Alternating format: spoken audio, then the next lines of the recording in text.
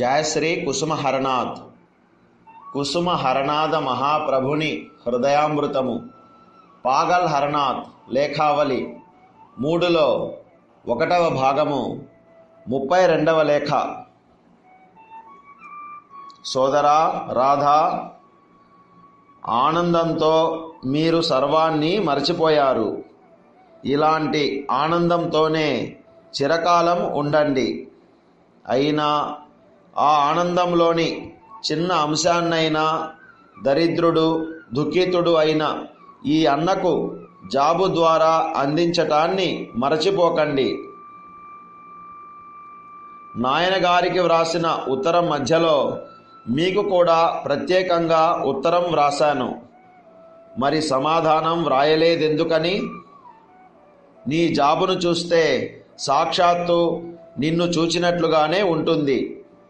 అందుకే సాక్షాత్తు మిమ్మల్ని చూడడానికంటే మీ జాబులనే అధికంగా కోరుకుంటున్నాను.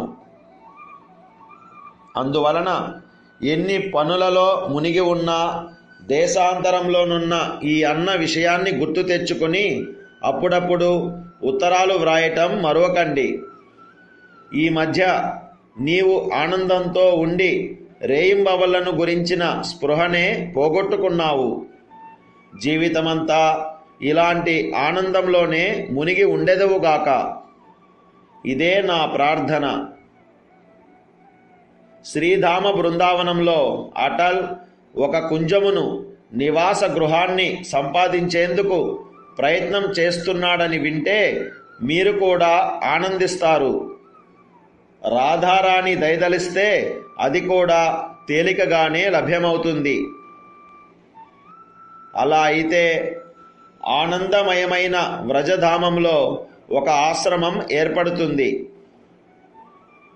ప్రభువు మనకు కోరిక కలిగించాడు కాబట్టి మన ఆనందమయమైన పూరీ క్షేత్రంలో కొంత స్థలం నిశ్చయంగా లభ్యమవుతుందని నమ్మకంగా ఉంది. ఆయనే ఏర్పాటు చేస్తాడు. శ్రీధామ నవద్వీపంలో కూడా ఎప్పటికో ఒకప్పటికి కొంత స్థలాన్ని తప్పక పొందగలుగుతాం. నందబాబా కూడా అటల్ వెంట ప్రయాణం అయ్యాడు. బహుశా వారు కాశ్మీర్ వరకు వస్తారని తెలిసింది. ఈ మారు మీరు కూడా శ్రీధామ బృందావనానికి రండి. ఆనందంగా ప్రభుని ఊయల యాత్రను దర్శించి అచటనున్న సోదరులందరితో కలిసి కొద్ది రోజులుండి అభిలాష ఉంటే నందబాబాతో కలిసి కాశ్మీరుకు బయలుదేరి రావచ్చును. ఒకవేళ అది కష్టమే అయితే అంత అవసరం లేదు. శ్రీధామ బృందావనంలో కొద్ది రోజులు భజనానందంలో గడపండి. రాధారాణి కుంజమును ప్రసాదిస్తే మీరు మరికొన్ని రోజులు బృందావనంలోనే ఉండవచ్చు. అలా అయితే ఎంతో ఆనందం కలుగుతుంది. నా బ్రతుకు ఈ విధంగానే గడిచిపోతున్నది. నా అదృష్టంలో అలాంటి ఆనందాలేవీ లేవు. సోదరా, పూరీలో ఉన్నంతకాలము ప్రతిరోజు ఒక్కమారైనా మా అమ్మను నాన్నను దర్శించి వస్తూ ఉండండి. మా అమ్మ ఎలాంటి ఆనందంతో ఉన్నది వ్రాయి. తన అకర్మణ్యుడైన పనికిరాని ఈ కుమారుని మరచిపోవద్దని ఆమెతో చెప్పు. అమ్మ యొక్క ఆదరణలో ఎక్కువ పాలు పనికిరాని పిల్లలే పొందుతుంటారు. నాకు ఇలాగే కనిపిస్తున్నది. శ్రీ గౌరాంగ మహాప్రభు నివాసమున్న పవిత్ర భవనము గంభీరాలోనున్న మహంత మహారాజుకు నా ప్రణామాలను చెల్లించి నా కొరకై ఆయన దయను అర్థించు. ఆనందంగా రథదర్శనం చేసుకుని శ్రీధామ బృందావనానికి వచ్చేందుకై ఏర్పాట్లు చేసుకోండి. శ్రీయుక్త నగేన్ బాబుకు ఈ లేఖను ఇచ్చి నా తరపున క్షమాభిక్షను కోరండి. కేవలం 2 పైసల కోసమని ఈ పేదవాడు ఆయనకు ప్రత్యేకంగా జాబు వ్రాయకుండా అపరాధి అయ్యాడని చెప్పండి. ఆయన స్వభావ సిద్ధంగానే ఉదారులు కనుక క్షమిస్తారు. పిల్లలు క్షేమంగానే ఉన్నారు. మీ అన్న హర కుసుమహర కుసుమహర కుసుమహర.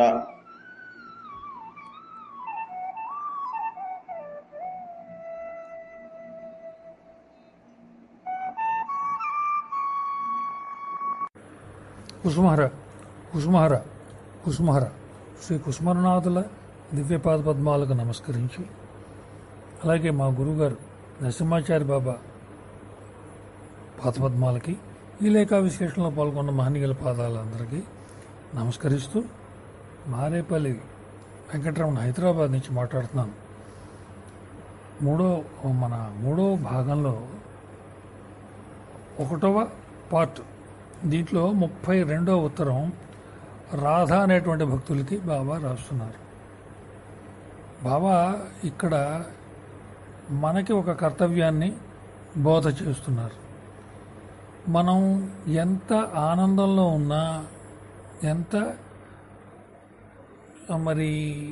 ఉద్వేగంలో ఉన్నా కూడా బాబా అమ్మని మర్చిపోకూడదు. ఎందుకంటే ఏ భగవంతుడి యొక్క కృప వల్ల మనం మనశ్శాంతిని పొందగలుగుతున్నామో, ప్రేమను పొందగలుగుతున్నామో, ఆనందాన్ని పొందగలుగుతున్నామో, వాళ్ళని మర్చిపోవడం అనేటువంటిది సరైన పద్ధతి కాదు. మీరు ఆనందంలో మునిగి ఉన్నారు, సత్సంగంలో పాల్గొంటున్నారు, చక్కగా ఆనందంలో ఉన్నారు, అన్నీ బాగానే ఉంది. కానీ ఆ ఆనందంలో కొద్ది భాగం అన్ననైనటువంటి నాకు ఉత్తరం ద్వారా తెలియపరచడం మర్చిపోవద్దు. ఆ ఆనందంలో చిన్న అంశాన్నైనా కూడా నాకు మీరు తెలియజేస్తే నేను చాలా సంతోషిస్తాను అని చెప్తున్నారు. ఆ చెప్పడంలో కూడా బాబా ఎంత బాధపడుతున్నారు అనేటువంటి విషయం మనం గ్రహించాలి. దరిద్రుడు దుఃఖితుడే అని ఈ అన్నకు అని సంబోధన చేస్తున్నారు. బాబా మనసు కష్టపడుతోందని ఉత్తరం ద్వారా మనం గ్రహించాలి. ఈ ఉత్తరం నిజంగా పాఠం మనకి. మనకున్న కష్టాలు బాబాతో చెప్పుకుంటూ ఉంటాం ఫోటో దగ్గర. కష్టాలు తీరిపోయిన తర్వాత సాధారణంగా చాలామంది తెలియక చేసేటువంటి పొరపాటు ఏంటంటే, ఆనందంలో ఎవరైతే మనకి ఈ ఫలితాన్ని కలగజేశారో వాళ్ళకి కృతజ్ఞత చెప్పడం అనేటువంటిది మర్చిపోతూ ఉంటారు. తర్వాత ఇంకా విశేషం ఏంటంటే, ఇక్కడ బాబా ఒక ఉత్తరం రాశారు వాళ్ళ నాయనగారికి. రాస్తూ ఈయన కూడా దాంట్లో ఒక చీటీ పెట్టారు. కానీ దానికి సమాధానం రాధ తిరిగి రాయలేదు. ఎందుకు రాయలేదు అని అడుగుతున్నారు. మీ ఉత్తరాన్ని చూస్తే మిమ్మల్ని చూసినట్టుగానే ఉంటుంది అని చెప్తున్నారు. అందువల్ల ఎన్ని పనుల్లో మునిగి ఉన్నా ఉత్తరం రాయడం, దేశాంతరాల్లో ఉన్నా సరే ఉత్తరం రాయడం అనేది మర్చిపోవద్దు. అంచేత ఆనందంలో ప్రస్తుతం మీరు రేయింబోళ్ళు ఉన్నారు కాబట్టి జీవితం అంతా ఇలాగే ఆనందంలో ఉండండి అని ఆశీర్వదిస్తున్నారు. ఇక్కడ ప్రస్తుతం ఉండేటువంటి తరాలకి, బాబా భక్తులకి ఒక సందేశం ఉంది. మనకు సందేహం రావచ్చు, బాబా అమ్మ అప్పుడు ఉన్నారు కాబట్టి మనం ఉత్తరాలు రాసేవాళ్ళు మన భక్తులు, బాబా దానికి సమాధానం రాస్తూ ఉండేవారు, అది మరి జరుగుతుండేది. ఇప్పుడు అప్రాకృత దేహంలో, దివ్యదేహంలో విశ్వంతో ఉన్నటువంటి ఆయనకి ఉత్తరం రాయటం ఎలా? ఏమీ అవసరం లేదు. స్వీయ అనుభవది. దీనదయాళు, దయామయి ఆ తల్లిదండ్రుల ఫోటో ఎదురకుండా పెట్టుకుని మన భావాల్ని సాధ్యమైనంత వరకు లౌకిక వ్యవహారాలు తగ్గించి వాళ్ళతో చెప్తే వాళ్ళు వింటారు. ఎందుకంటే అవి సజీవమూర్తులు, ఫోటోలు కావు. తరువాత దానికి సమాధానం మనకి లేఖల్లో కానీ, ఎవరైనా భక్తుల ద్వారా కానీ ఏదో రకంగా మనకి వాళ్ళు సమాచారాన్ని తిరిగి మన సందేహాలకి, ధర్మబద్ధమైన సందేహాలకి సమాధానాలు అందేలా చేస్తారు. సమయం పట్టచ్చు. ఒక్కొక్కసారి ఆతృతపడి అపార్థం చేసుకుని తల్లిదండ్రిని మనం ఎంత ప్రార్థించినా పట్టించుకోవట్లేదు అనేటువంటి ధోరణి రావడం సరైనటువంటి పద్ధతి కాదు. ఈ విషయం బాబా ఇప్పుడు చెప్తున్నటువంటి మాటల్లో మనకి స్పష్టంగా అర్థమవుతుంది. తర్వాత బృందావనంలో అటల్ బిహారీ నాంది గారు ఒక నివాస గృహాన్ని సంపాదించేందుకు ప్రయత్నం చేస్తున్నారు. అమ్మ రాధారాణి కనుక దయతలిస్తే అది కూడా తేలిగ్గానే లభ్యమవుతుంది. ఎందుకంటే రాధారాణిని ఎందుకన్నారంటే బృందావనం అనేది అమ్మది, అమ్మ సంస్థానం. అది అమ్మ అనుమతి లేకుండా అక్కడ ఏవీ జరగదు. అందుకని అమ్మ దయతలిస్తే అది తేలిగ్గానే లభ్యమవుతుంది అని చెప్తున్నారు. ఎక్కడైనా బాబా ఉత్తరాలలో ఇది నిర్దిష్టంగా ఉంటుంది. ఆయన అమ్మకి ఇచ్చే స్థానం ఇచ్చారు, ఇవ్వటమే కాకుండా ఎక్కడ అమ్మని గుర్తు పెట్టుకోవాలో ఎక్కడ మర్చిపోకూడదు అనే విషయాన్ని కూడా ఆయన అనేక సార్లు ఉత్తరాల్లో మనకి చెప్పడం జరిగింది. అమ్మని మర్చిపోతే బాబా అనుగ్రహం రాదు. తర్వాత ఇలా కనుక అక్కడ గృహం లభ్యమైతే ఆ రజధామంలో కూడా ఒక ఆశ్రమం ఏర్పడుతుంది. ప్రభు మనకు కోరిక కలిగించాడు కనుక మనకు ఆనందమైన పూరి క్షేత్రంలో కొంత స్థలం నిశ్చయంగా లభ్యమవుతుందని కూడా నమ్మకంగా ఉంది అని చెప్పారు. నవద్వీపంలో కూడా ఎప్పటికో అప్పటికి కొంత స్థలాన్ని తప్పక పొందగలుగుతాము అని చెప్పారు. ఇప్పుడు నవద్వీపంలో కూడా మందిర నిర్మాణం పూర్తయింది. ఇది కేవలం బాబా యొక్క అనుగ్రహం, బాబా కృప, బాబా సంకల్పం. అంచేత ఇప్పుడు 3 ధామాల్లోనూ కూడా, పూరిలోను, బృందావనంలోను, తర్వాత నవద్వీపులో కూడా మనకి బాబా మందిరాలు ఏర్పాటయ్యాయి. నా తర్వాత నందబాబా, అతుల్ బిహార్ నాంది కాశ్మీర్ వస్తారని తెలిసిందని చెప్తున్నారు. అయితే ఈ మారు మీరు కూడా శ్రీధామానికి అంటే బృందావనానికి రండి అని పిలుస్తున్నారు. అక్కడ ప్రభు యొక్క ఉయ్యాలయాత్ర, డోలాయాత్ర అని జరుగుతుంది. దాన్ని దర్శించి అక్కడ ఉన్నటువంటి భక్తులందరితో కలిసి కొద్ది రోజులు ఉండి వీలైతే నందబాబాతో కలిసి కాశ్మీర్ రావచ్చు, కష్టమైతే తిరిగి మనకి వెళ్ళిపోవచ్చును. ఈ శ్రీధామ బృందావనంలో కొద్ది రోజులు భజనానందంలో గడపండి అని చెప్తున్నారు. ఎందుకంటే ఆ క్షేత్రం యొక్క మహిమ అటువంటిది. రాధారాణి కుంజాన్ని ప్రదర్శిస్తే మరికొన్ని రోజులు బృందావనంలోనే ఉండొచ్చు అని చెప్తున్నారంటే అమ్మ అనుగ్రహంతో అక్కడ కనుక మందిరం ఏర్పాటైతే భక్తులంతా అక్కడ చక్కగా మరి సత్సంగం చేసుకోవడానికి, నామ సంకీర్తన చేయడానికి కూడా అవకాశం ఉంటుంది. సరే, నా విషయంలో అలాంటి ఆనందాలు ఏవీ లేవు అని చెప్తున్నారు బాబా. సోదర, పూరిలో ఉన్నంతకాలం ఒక్కమారైనా మా అమ్మను నాన్నను దర్శించి వస్తూ ఉండండి. మా అమ్మ ఎలాంటి ఆనందంలో ఉన్నది రాయ్. తల్లిదండ్రుల పట్ల పిల్లలకు ఉండవలసిన విధేయతను గురించి బాబా అమ్మ ప్రతి ఉత్తరంలో మనకి బాబా ప్రతి ఉత్తరంలో చెప్పారు. అమ్మ కూడా తనకి ఇచ్చేటువంటి సందేశాల్లో కొన్ని చోట్ల తల్లిదండ్రులకు ఇవ్వాల్సినటువంటి ప్రాముఖ్యతను గురించి ఆవిడ చర్చించడం జరిగింది. ఇక్కడ ఏంటంటే మగ పిల్లలు ఆడపిల్లలైనా సరే తల్లిదండ్రులు, పెళ్ళైన తర్వాత ఆడవాళ్ళకి అత్తమామలు కూడా తల్లిదండ్రులతో సమానము. వాళ్ళను కూడా తల్లిదండ్రులని ఎంత ప్రేమతో చూస్తున్నామో అంత ప్రేమతో చూడవలసినటువంటి బాధ్యత ఆడపిల్లలకు ఉంది అని బాబా ఎన్నిసార్లు చెప్తున్నారు. అందుకనే ప్రతి వాళ్ళకి రాసేటువంటి ఉత్తరంలో ఎక్కడొక్కడ ఈ తల్లిదండ్రుల ప్రస్తావన జరుగుతూ ఉంటుంది.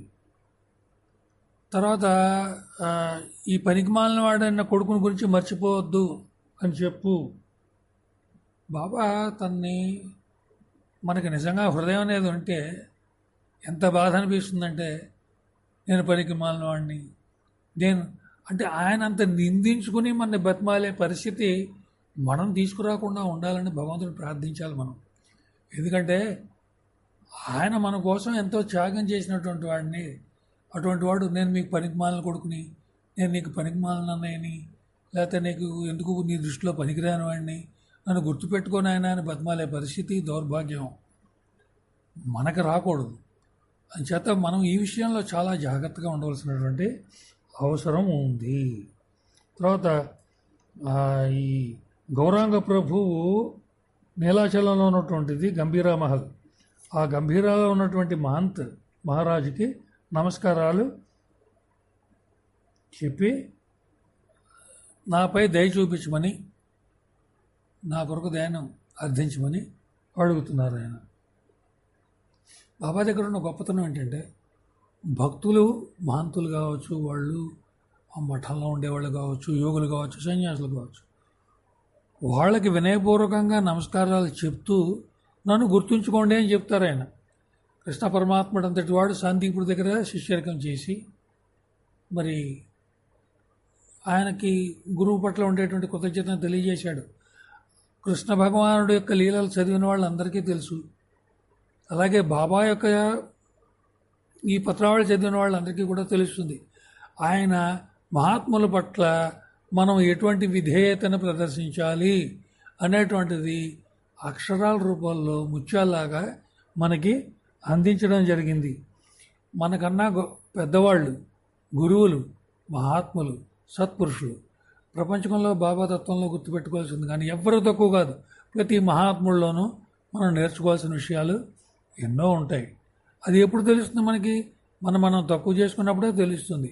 అందుకనే బాబా ప్రేమతత్వంలో అవతల వాళ్ళ ప్రేమను సంపాదించుకోవడానికి ఆ తృణాదపి సునిచ్చిన నేను గడ్డి పరకన్నా హీనమో అనేటువంటి భావాన్ని పెంచుకోమని చెప్పిన కారణం అదే. ఎందుకంటే కలియుగంలో అంతకన్నా గత్యంతరం లేదు, హరినామం తప్ప గత్యంతరం లేదు. అంచేత బృందావనంలో రథదర్శనం చేసుకుని వచ్చేందుకు ఏర్పాట్లు చేసుకోమని రాధాగారికి చెప్తున్నారు. తర్వాత నగేన్ బాబు అనేటువంటి భక్తుడికి ఈ లేఖను ఇచ్చి నా తరపున క్షమాభిక్ష కోరండి అని అడుగుతున్నారు. ఎందుకంటే ఆయనకి వేరే ఉచ్చారణ రాయలేదు. ఇది మామూలుగా సామాన్యమైనటువంటి భక్తుల్లో ఉండేది అసూయ, జలసి అంటారు. ఆయనకి రాశాడు, నాకు రాలేదు అంటే నాకన్నా ఆయన గొప్ప భక్తుడా, నేను భక్తుడిని కాదా, నీ బాబాకి నమస్కారం చేయటం, ఇటువంటి చిల్లరి భావాలు, చిన్న చిన్న భావాలు ఏంటంటే సాధారణంగా మనుషుల్లో వస్తుంటాయి. ఇవన్నీ ఏంటంటే ఏం లేదు, చివరికి ఎక్కడ ముగుస్తాయి అంటే బాబా ప్రేమలో ముగుస్తాయి. ఆయన ప్రేమ కోసం తప్పించేటువంటి దీంట్లో సరిగా అర్థం చేసుకోక ఒకరికన్నా ఒకరు పోటీ పడుతున్నప్పుడు, ఒకరి మీద ఒకరు పోటీ పడుతున్నప్పుడు ఇలాంటి చిన్న చిన్న సమస్యలు వస్తాయి. ఆయన ఎంత ఇదిగా చెప్తున్నారంటే ఒక 2 పైసల కోసం అని భయపడి ఈ పేదవాడు ఆయనకు ప్రత్యేకంగా జాబ్ రాయలేదు, అపరాధి అయ్యాడు అని చెప్పండి, ఆయన ఉదారులే కాబట్టి క్షమిస్తారు అని. అంటే బాబా మనకు ఉత్తరం రాయలేదు కాబట్టి మనం ఇలాగా వ్యతిరేకంగా ఆలోచించడం కాదు. ఎందుకు బాబాకి ఇంకొక 2 పైసలు అనవసరంగా ఖర్చు చేయించాలి? ఆ 2 పైసలతో బాబా ఇంకొకళ్ళకి ఉత్తరం రాస్తారు అనేటువంటి ఆలోచన రావాలి. అది ఉదార స్వభావం. ఇక్కడ ఉండవలసినటువంటి ఉదార స్వభావం ఏంటంటే భగవంతుడి వైపును, అంటే బాబా వైపు నుంచి మనం ఆలోచించాలి. మన వైపు నుంచి ఆలోచించడం కాదు. మన వైపు నుంచి ఎప్పుడు మన స్వార్థం కోసమే ఆలోచిస్తాం. కానీ అవతల పక్కకి వెళ్ళినప్పుడు దాంట్లో ఎన్నో రకాలైనటువంటి అమృత లక్షణాలు మనకి తెలుస్తూ ఉంటాయి. అందువల్ల ఈ ఉత్తరంలో ముఖ్యంగా సారాంశం ఏంటి అంటే బాబాని అమ్మని మర్చిపోకుండా నిరంతరం వాళ్ళ సాధన చేయటమే కాకుండా మనకి ఎదురుకుండా కనిపించేది వాళ్ళే. ఆ నిర్విరామమైనటువంటి, నిరంతరమైనటువంటి, ఈ తర్వాత అనంతమైనటువంటి ఈ విశ్వరూపంలో, విశ్వ ప్రకృతిలో ఆయన రూపం భావం చేస్తూ చేసేవాళ్ళు వేరు. అవన్నీ అవసరం లేదని చెప్పారు. ఎదురుకుండా ఫోటోలు పెట్టుకుని చక్కగా పూజ చేసుకోమని చెప్పారు, నామం చేసుకోమని చెప్పారు. అంచేత ఆ ఫోటోలే మనకి వాళ్ళ సజీవమూర్తులు.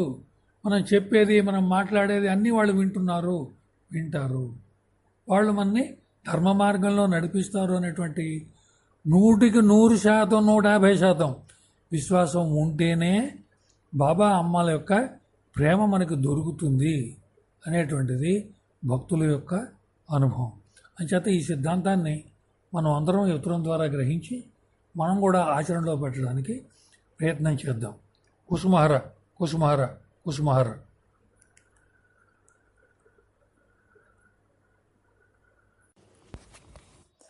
కుసుమహర కుసుమహర కుసుమహర. కుసుమహరనాథులకి నా హృదయపూర్వక నమస్కారములు. అట్లాగే పత్రావళి గోష్ఠి సభ్యులందరికీ ప్రణామములు. నా పేరు వచ్చేసి మేడా సుశీల పొదిలి. లెటర్ వచ్చేసి 3/32. ఎవరికి రాశారంటే ఈ లెటర్ కూడా సోదర రాధ. ఈ లెటర్లోకి వచ్చేస్తే ఆనందంతో మీరు సర్వాన్ని మర్చిపోయారు. ఇలాంటి ఆనందంతోనే చిరకాలం ఉండండి. ఆయన ఆనందంతో సర్వాన్ని మర్చిపోయారంట. ఇదే లెటర్లో రాశాడు హరప్రభు. ఏమని? రాత్రులు పగలే తెలియట్లేదంట ఆయనకు ఆనందంలో నామం చేస్తుంటే. బా ఏ స్థాయి చూడు, మత్తిల్లిపోయాడంట. హరప్రభు ఇలాంటి మత్తునే కోరుకుంటాడు కదా. ఆ? నామంలో టేస్ట్ పొంది అలాంటి మత్తు ఉంటేనే జీవుడు తన జన్మను సార్థకం చేసుకున్నట్లు, తను వచ్చిన పని పూర్తి చేసుకుంటున్నట్లు అన్నమాట. అంతే కదా అంటున్నారు హరప్రభు. ఆ ఆనందంలో చిన్న అంశనైనా కొద్ది బాగానైనా దరిద్రుడు దుఃఖితుడు అయిన ఈ అన్నకు జాబు ద్వారా అందించడానికి మర్చిపోకండి అంటాడు హరప్రభు. హరప్రభు దరిద్రుడంట, దుఃఖితుడంట. ఎందుకంటే దరిద్రుడు దుఃఖితుడు అని ఎందుకంటారంటే, హరప్రభు ఈ కోటాను కోట్లకు కూడా తనకు అధిపతి అయినా సరే అప్పట్లో చాలా పేదవాడుగానే జీవించారు. భూమి మీదకి వచ్చిన తర్వాత హరప్రభు దుఃఖితుడు అంటావా? అందరి జీవుల భారాన్ని తాను తీసుకొని, అయ్యో ఆ బిడ్డ ఇలా అలాడుతున్నాడే, ఈ బిడ్డ అలా అలాడుతున్నాడే, వాళ్ళట్లా వీళ్ళట్లా అని భౌతికంగా తను కూడా దుఃఖించేవాడు హరప్రభు. అది ఆ హరప్రభు హృదయం ఎలాంటిదని నాకు అనిపిస్తుంది అంటే, ఆ హృదయం తల్లి హృదయం అంటారు కదా. ఇవేదైనా బిడ్డలకి కొంచెం బాగాలేకపోతే తల్లి తల్లడిల్లుతాను. అలాగే హరప్రభు తన హృదయం కోటాను కోట్ల తల్లులంతా ఇదిగా మెత్తదనంగా ఉండేటట్టుందనమాట. అందుకే ఏ లీల చూడు, ఎక్కడ చూడు, ఆయనకు సంబంధం లేని వాళ్ళవి కూడా తీసుకొని తను అనుభవించేవాడు. అది కూడా కాక హరప్రభు శరీరం ఉన్నప్పుడే కాదండి, శరీరాన్ని అడ్డం వస్తుంది అన్నాడు శరీరాన్ని. మరి ఇలాంటి ప్రేమ అవతారం కదండి, అవతారాలలో ఉన్నతమైన అవతారం అనుకోవడానికి.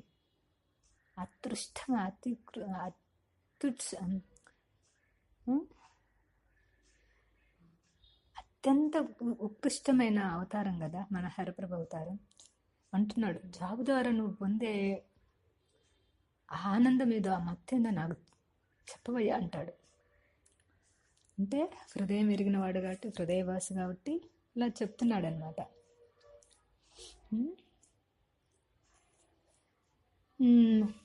రాయటం మర్చిపోకండి. నాయనగారికి జాబు ఉత్తరం మధ్యలో మీకు కూడా ప్రత్యేకమైన ఉత్తరం రాశాను.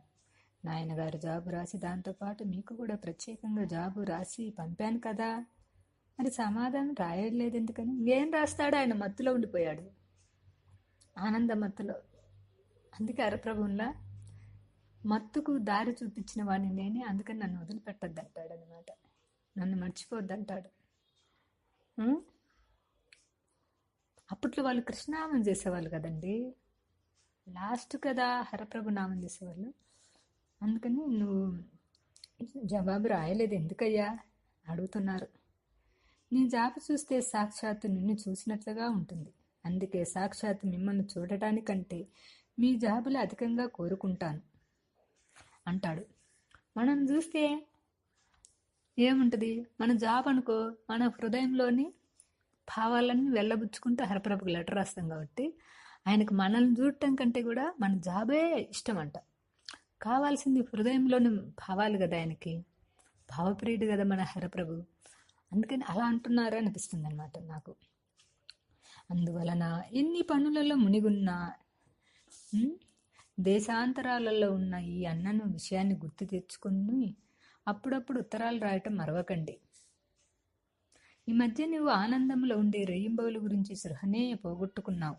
జీవితం అంతా ఇలాంటి ఆనందంలో మునిగి ఉండేదివు గాక, ఇదే నా ప్రార్థన అంటాడు హరప్రభు. ఏమంటారు? నువ్వు రాత్రులు పగులు మర్చిపోయావు. మనం పైన చెప్పుకున్నట్టుగా రాత్రులు మర్చిపోయాడంట ఆయన. ఇంకేముంది, ఆనందం జూవుకుంటున్నారు రాధావల్లభశీలు.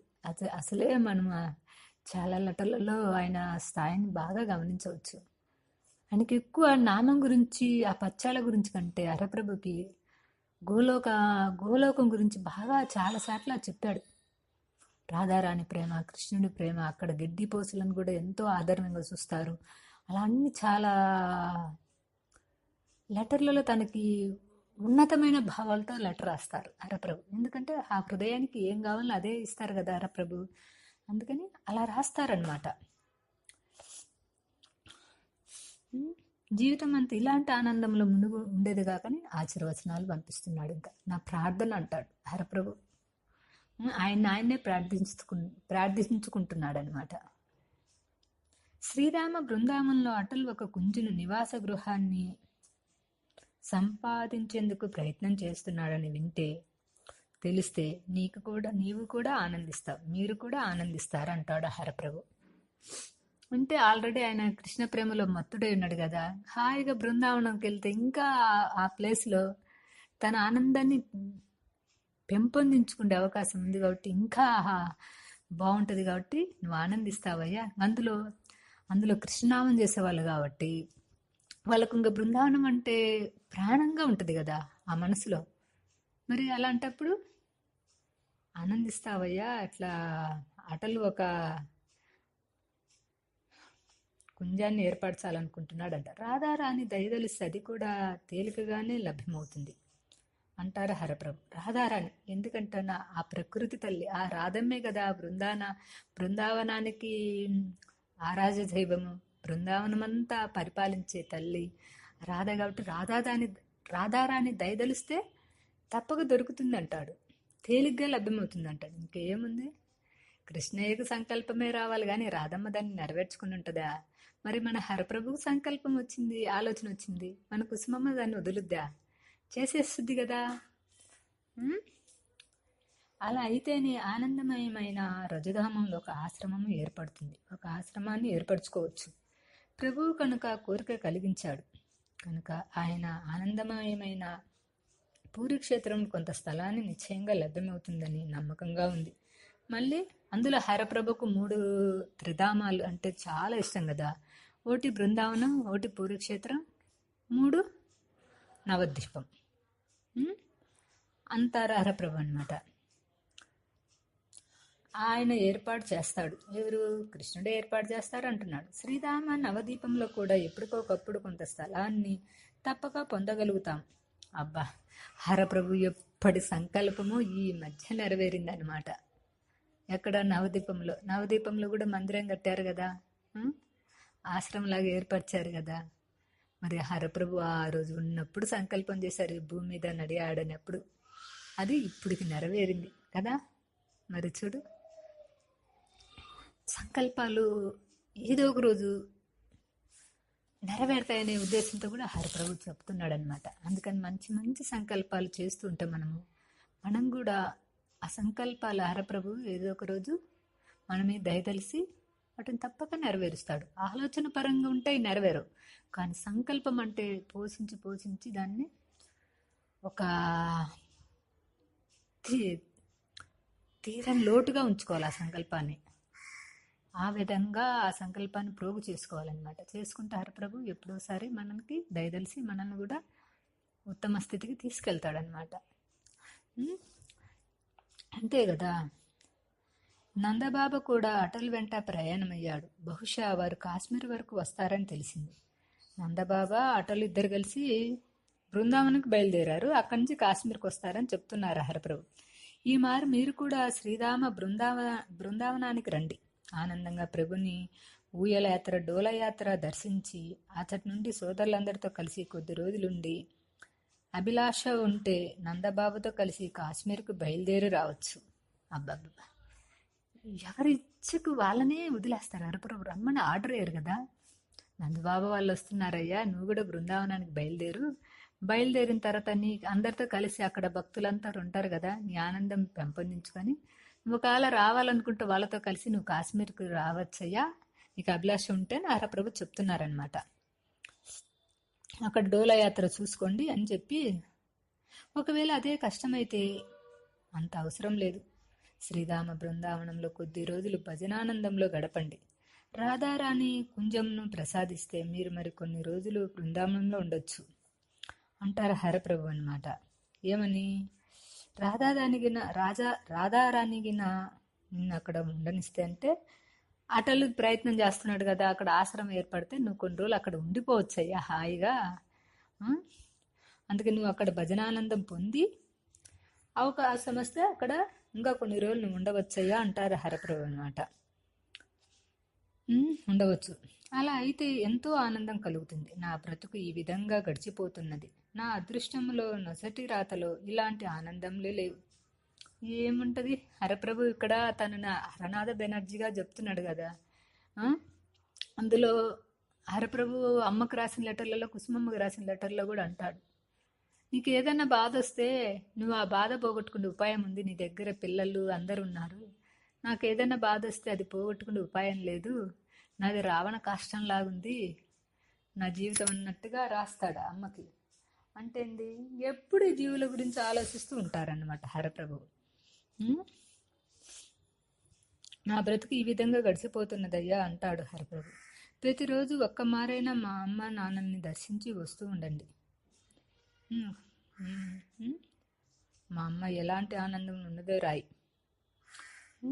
మా అమ్మ నాన్నలను దర్శిస్తూ ఉండండి అంటాడు హరప్రభు. రాధావల్లభ శీల్ వాళ్ళ అమ్మా నాన్నలన్నమాట. వాళ్ళని దర్శిస్తూ వస్తుండండి మీరు వెళ్ళి అంటాడనమాట హరప్రభు. తన అకర్ణులై అంటే పనికిరాని ఈ కుమారుణ్ణి మర్చిపోవద్దని ఆమెతో చెప్పు. అమ్మ యొక్క ఆదరణతో ఎక్కువ పాలు పనికిరాని పిల్లల్ని పొందుతుంటారు ఆదరణని. అంటే రాధావల్లభశీల్ని సోదర అన్నాడు కాబట్టి రాధావల్లభశీల్ తల్లిదండ్రులు కూడా హరప్రభుకు తల్లిదండ్రులు అన్నమాట. అంతే కదా. అందుకంటాడు హరప్రభు ఏమంటాడంటే, ఏ పని చేయని పిల్లలంటే తల్లిదండ్రులకు ఎక్కువ ఆదరణ చూపిస్తారంట. అయ్యో ఈ బిడ్డ ఏమైపోతాడో, వీడికి ఎలా అయిపోతాడో, వాడికి ఆ సాయం చేయాలి ఈ సాయం చేయాలని ఆలోచిస్తారు కదా తల్లిదండ్రులు అంటున్నారు హరప్రభు అన్నమాట. నాకు ఇలాగే అనిపిస్తుంది. గంభీరాల ఉన్న మహత్ మహారాజుకు నా ప్రణామాలు చెల్లించి ఆయన కొరకు ఆయన దయను అర్థించు, నా కొరకు ఆయన దయను అర్థించంటాడు. ఆనందంగా రథదర్శనం చేసుకొని శ్రీరామ బృందావనానికి, రథదర్శనం అంటే పూరి జగన్నాథులు రథయాత్ర ఉంటుంది కదా, అవి దర్శనం చేసుకుని తర్వాత శ్రీరామ బృందావనానికి వచ్చేందుకు ఏర్పాట్లు చేసుకోండి. అక్కడ ఆ జగన్నాథుడి రథయాత్ర అయిపోయిన తర్వాత మళ్ళీ బృందావనానికి వచ్చేయడానికి ఏర్పాటు చేసుకోండి అని మళ్ళీ హెచ్చరిస్తున్నాడు. మళ్ళీ ఎక్కడన్నా రాకుండా ఉంటాడేమో, ఆ డోలయాత్రలో తను పొందే ఆనందం కొరవపడుతుందని అనే ఉద్దేశంతో హరప్రభు ఇలా చెప్తున్నాడు అనమాట. యుక్త నగేష్ బాబుకు ఈ లేఖనిచ్చి నా తరపున క్షమాభిక్షను కోరండి. అబ్బా ఏం రాస్తాడు, ఏమైంది మరి. కేవలం 2 పైసల కోసమని 2 పైసల ఖర్చుకు భయపడి ఈ పేదవాడు ఆయనకు ప్రత్యేకంగా జాబు రాయకుండా అపరాధి అయ్యాడని చెప్పండి. అంటే హరప్రభు ఎన్ని లెటర్లో రాయాలి, 2 పైసల కోసం ఇలా చేశానయ్యా, అపరాధిని క్షమించమని చెప్పి క్షమించమంటారు. ఆయన స్వభావ సిద్ధంగా ఉదాహరణలు కనుకనే క్షమిస్తారు. పిల్లలు క్షేమంగానే ఉన్నారు. నీ అన్నహర కుసుమహర కుసుమహర కుసుమహర.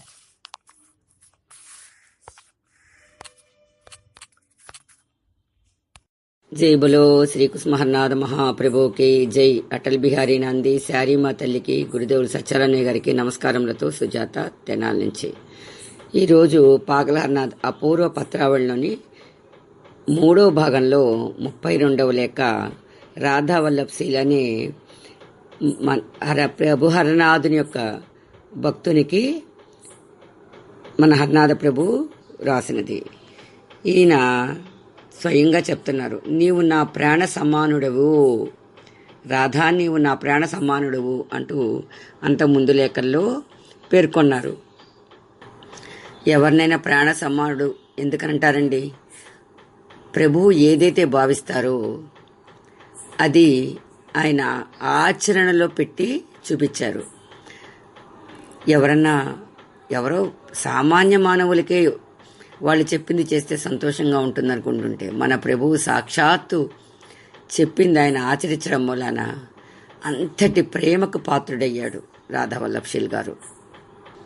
ఈ లేఖలో మనం ఎలా జీవిస్తే ఆనందంగా ఉంటాం, ఆనందం కూడా ఎట్లాంటి ఆనందం, రేయింబవళ్ళు గురించిన స్పృహనే పోగొట్టుకునేంత స్థితిలో జీవితం అంతా ఆనందంగా గడపాలి అంటే ఏం చెయ్యాలి అని ఈ లేఖలో చాలా స్పష్టంగా మన తండ్రి ఎరుకపరిచారు. రాధావల్లభ్ గారికి చెప్తూ మనని ఎట్లా జీవించమని చెప్తున్నారు మన తండ్రి హర్నాథులు. భగవంతుని ప్రేమ పొందాలి అంటే తల్లిదండ్రులని ప్రేమించడంతో మాత్రమే భగవంతుడి యొక్క ప్రేమను పొందడానికి, భగవంతుడి యొక్క సేవ చేయడానికి, భగవంతుడి యొక్క నామస్మరణ చేయడానికి కూడా మనం అర్హత కలిగి ఉంటాము అని అంతకుముందు ఒక లేఖలో బాబా పేర్కొన్నారు. అదే విషయాన్ని వేరే విధంగా ఈ లేఖలో చెప్తున్నారు. అమ్మ యొక్క ఆదరణలో ఎక్కువ భాగం పనికిరాని పిల్లలే పొందుతుంటారు, నాకు ఇలాగే అనిపిస్తోంది అంటున్నారు. సాధారణంగా పిల్లలు అయోగ్యులుగా ఉండడం ఎందుకు జరుగుతుంది? తల్లిదండ్రులు వాళ్ళని ప్రేమతోటి వాళ్ళ కర్తవ్యాన్ని వాళ్ళు నిర్వహించేలాగా చేయకుండా వాళ్ళని గారాబం చేసి ముద్దు చేయడం వలన వాళ్ళు మొండి వాళ్ళుగా తయారవుతారు. అప్పుడు వాళ్ళు అయోగ్యులుగా అవుతారు. పెద్దవాళ్ళు అయ్యాక వాళ్ళకి బాధ్యత లేని వ్యక్తులుగా, పనికి రాని వాళ్ళుగా తయారవుతారు. అప్పుడు చిన్నప్పుడు తను అలాగా ముద్దు చేయడం మూలాన పిల్లలు అట్లా మొండివాళ్ళుగా అయిపోయారు, చెడ్డ పిల్లలుగా మారారు అనే జ్ఞానం తల్లిదండ్రులకు ఉండదు. అలాగ ఉండే మాట అయితే చిన్నప్పుడే ముద్దు చేయకుండా వాళ్ళని క్రమశిక్షణతో పెంచేవారు కదా. ఆ క్రమశిక్షణ లేకపోవడం మూలన వాళ్ళు పాడైపోవడం మూలన తల్లిదండ్రులకి ఎప్పటికీ వాళ్ళకి ఒక చాలా భారంగా ఉంటారు. వాళ్ళ మూలన ఎప్పుడు వాళ్ళ తల్లిదండ్రులకు మనశ్శాంతి, ఆనందం అనేది ఉండదు. అంటే బిడ్డల బాధ్యతని వాళ్ళకి చివరి వరకు వాళ్ళ నెత్తి మీద పెట్టుకుంటారు. వాళ్ళ బాధ్యతను వాళ్ళ తల్లిదండ్రులే మొయ్యాలి, నిర్వర్తించాలి. అయితే మరి పనికొచ్చే బిడ్డలు ఎవరండి అంటే, చిన్నప్పటి నుంచి బిడ్డల్ని క్రమశిక్షణలో పెంచగలిగితే తల్లిదండ్రులు వాళ్ళు మంచి చెడ్డ విచక్షణ వివరంతో యోగ్యులుగా జీవితం నడుపుతారు. చక్కగా వాళ్ళని ఆనందపడమే కాకుండా తోటి వాళ్ళను కూడా ఆనందంగా ఉంచుతారు. ఈయన ప్రస్తుతం రాధావల్లభ్ గారు పూరిలో ఉన్నారు. మన తండ్రి హర్నాథులు చెప్తున్నారు, నువ్వు పూరిలో ఉన్నంతకాలం ప్రతిరోజు ఈయన సన్యాసం పుచ్చుకున్నారండి గనక ఈయన పూరిలో ఉన్నారు. నువ్వు ఇలా ఇక్కడ ఉన్నంతకాలం కూడా ప్రతిరోజు కూడా తల్లి తండ్రిని దర్శించి వస్తూ ఉండండి అంటున్నారు. అది కూడా ఎట్లా రాస్తున్నారు? ప్రతిరోజు ఒక్కమారైనా మా అమ్మను నాన్నను దర్శించి వస్తూ ఉండండి అన్నారు. అంటే రాధావల్లభ్ గారి తల్లి తండ్రి మన హర్నాథ ప్రభువుని కొడుకుగా భావిస్తున్నారు. అదేనా ఇక్కడ పెద్ద కొడుకుగా భావిస్తున్నారు. ఈయన సోదరా, ఈ అన్నయ్యని మర్చిపోకు, ఈ అన్నయ్యని గుర్తు తెచ్చుకుంటూ ఉండు అని రాస్తాడు. అంటే పెద్ద బిడ్డ హరనాథుడు, రెండో వాడే రాధావల్లభ్ చిన్న కొడుకు. మా అమ్మ నాన్నని అంటున్నారు చూడండి. ఇక్కడ వాళ్ళని ఎంత ప్రేమ చూపిస్తారో ఈయన మీద, హరనాథుడి మీద. అలాగ రోజు వెళ్ళి దర్శిస్తుంటే, సన్యాసం పుచ్చుకున్నా కూడా వాళ్ళ అమ్మా నాన్న దగ్గరికి వెళ్ళి దర్శించుకోవడం మూలన మా అమ్మ ఎలాంటి ఆనందంలో ఉంది రాయవా అంటున్నారు. నేను తన అకర్మణ్యైన పనికిరాని కుమారుణ్ణని మర్చిపోద్దని ఆమెతో చెప్పు. తల్లిదండ్రులు బిడ్డ ఇళ్ళ పలకరిస్తే, రోజు వెళ్ళి పలకరిస్తే ఆనందపడతారు. అంటే సొంత కుమారుడు వెళ్ళి, రాధావల్లభ్ గారు వెళ్ళి వాళ్ళ అమ్మా నాన్న పలకరిస్తే ఆనందపడతారు అని చెప్పిన వాళ్ళు ఆయన పనికిరాని వాడండి. ఎదుటి వాళ్ళకి మంచి మాట చెప్పి ఎదుటి వాళ్ళ జీవితంలో నవ్వులు పోయించే మన తండ్రి అకర్ముడు ఎట్లా అవుతాడండి? భగవదర్పితంగా చేసే పని ఏదైనా కానీ అది కర్మ కింద రాదు, అకర్మణ్యుడైనా అని చెప్పి రాస్తున్నాడు. అంటే అది కర్మ కింద రాదు, ప్రభు కర్తవ్యం, ప్రభు ఇచ్చిన డ్యూటీ నేను చేస్తున్నాననే భావంతో చెయ్యి అని మనకి చెప్పకనే చెప్తున్నారు మన తండ్రి హర్నాథులు. తల్లిదండ్రుల యొక్క సేవ మూలానే భగవంతుడి యొక్క ప్రేమను పొందగలుగుతాము అనేది ఈ లేఖలో సంపూర్ణంగా అర్థమవుతోంది మనకి. అంటే ఎరుకపరుస్తున్నారు. ఇక్కడ ఈయన పూరి నుంచి శ్రీరామ బృందావనానికి రండి అని చెప్తున్నారు. అది కూడా ఎప్పుడు పూరిలో రథ దర్శనం చేసుకుని శ్రీధామ బృందావనానికి వచ్చే ఏర్పాట్లు చేసుకోండి. రథ దర్శనం ఎప్పుడవుతుంది? ఆషాఢ మాసంలో రథ ఊరేగింపు చేస్తారు పూరిలో, రథయాత్ర. అది చూసుకున్నాక రండి అని చెప్తున్నారు. అంటే శ్రావణ మాసంలో బృందావనంలో డోలోత్సవం జరుగుతుంది, అప్పటికి రా అని చెప్తున్నారు. అంటే ఆషాఢ మాసం వెళ్ళిపోయాక శ్రావణ మాసానికి నువ్వు అక్కడికి రా అని చెప్పి రాధావల్లభశీల్ గారికి రాస్తున్నారు మన తండ్రి హరనాథులు. ఇక్కడ గంభీర అనే ప్రాంతంలో గౌరంగ మహాప్రభువు, అంటే పూరిలోనే ఉన్నది ఆ ప్రాంతం, ఆ ఏరియా. అక్కడ ఉన్న గంభీరాలో ఉన్న మహంత్ మహారాజు గారికి నా ప్రణామాలు చెల్లించి నా కొరకై ఆయన దయని అర్థించు అంటున్నారు. మహంత్ మహారాజు గారంటే ఒక సన్యాసి. ఆ గంభీర అని అంటే మన గౌరాంగుడు నివసించిన స్థలంలో ఆ వాతావరణంలో ఇప్పుడున్నారు. అంటే ఒక సాధువుల్ని, సన్యాసుల్ని, ఒక ఆశ్రమవాసిని వెళ్తే ఆఖరికి హరనాథుడు కూడా వాళ్ళకి నమస్కరించి, అంటే ప్రణామాలు చెల్లించి నా కొరకై దయను అర్జించు అని రాధావల్లభశీల్ గారికి చెప్తున్నట్టుగా ఆయనకి రాధావల్లభశీల్ గారి ద్వారా ఆయనకి చెప్పమని చెప్తున్నారు. అంటే ఒక సాధువుల్ని, సన్యాసుల్ని ఎట్లా గౌరవించాలి అనేది ప్రభువు స్వయంగా ఇక్కడ ఆచరించి మనకి చెప్తున్నారు ఈ లేఖ ద్వారా. మనం కూడా సాధువుల్ని, సన్యాసుల్ని ముందు నమస్కారం చేసి తర్వాత వాళ్ళు చెప్పింది మనం వినాలి, వాళ్ళని గౌరవించాలి. వాళ్ళకి మనం అర్పించుకునే దక్షిణ, తాంబూలాలు అవి అర్పించాలి. అంత గౌరవంగా చూడాలని మన తండ్రి రాధావల్లభశీల్ గారికి బోధిస్తున్నట్టుగా మనకి చెప్తున్నారు. అంతేకాదు ఇక్కడ 2 పైసల ఖర్చు కోసమని, అంటే బాబా పేదవాడటండి. ఈ విశ్వాన్ని సృష్టించిన ఆయన పేదవాడట. ఒక రకంగా చెప్పాలంటే వామనుడిలాగా. నగేన్ బాబు అనే ఆయనకి ప్రత్యేకంగా నేను లేఖ రాయలేదు, నేను అపరాధం చేశాను గనక ఈ యొక్క లేఖని ఆయన కూడా ఇచ్చేంటంటే రాధావల్లభశీల్ గారు రాసిన లేఖని ఆయన కూడా నగేన్ బాబు గారు కూడా చదవడానికి ఇవ్వాలి అనమాట. ఇచ్చి నన్ను క్షమించమని చెప్పి కోరండి, నేను అడిగానని చెప్పండి, నన్ను క్షమించమని చెప్పండి. ఆయన చాలా ఉదారుడు, ఆయన స్వభావ సిద్ధంగానే మంచివాడు గనక నన్ను క్షమిస్తారులే అని ముందు ప్రభువు చెప్తున్నారు. అంటే ఒకళ్ళకొకళ్ళు చక్కటి అవగాహన ఉంటే, ఆయన నాకు సపరేట్గా రాయలేదు, నీకు రాస్తే నాకు చదవడానికి ఇచ్చారా అనే యొక్క వ్యతిరేక భావం ఉండదు. ఎవరికి రాసినా బాబా విషయాలు తెలియాలి, అంతే కదా మనకు కావాల్సింది అనే భావంతో జీవించేవారనమాట. అందుకని ఆయన స్వభావ సిద్ధంగానే ఉదారులు కనుక నన్ను క్షమిస్తారు అని మన ప్రభువు నగేన్ బాబు గారి గురించి చెప్తున్నారు. పిల్లలు క్షేమంగా ఉన్నారు అని చెప్తున్నారు. ప్రభువు మనకి ఏదైనా కోరిక కలిగించాడు అనుకోండి, దాన్ని ఆయనే ఏర్పాటు చేస్తాడు, మనం దాని గురించి ఏమీ ఆలోచించాల్సిన అవసరం లేదు అని చెప్తున్నారు. సరే, ఏం కోరిక కలిగజేశాడు అంటే, మనం శ్రీధామ్ బృందావనంలో ఒక నివాసాన్ని సంపాదించాలి అని అటల్ బిహారీ నాంది అనుకున్నారట. అయితే బృందావనానికి అధిష్టాన దేవత ఎవరు? రాధారాణి.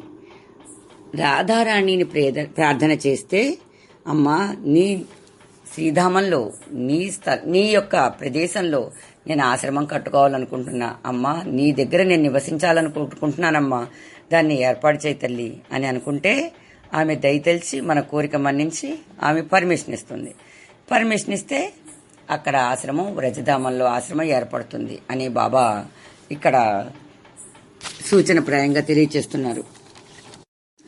గనక ఆ తర్వాతే మనం ప్రయత్నాలు ప్రారంభించాలి అని బాబా ఎరుకపరుస్తున్నారు.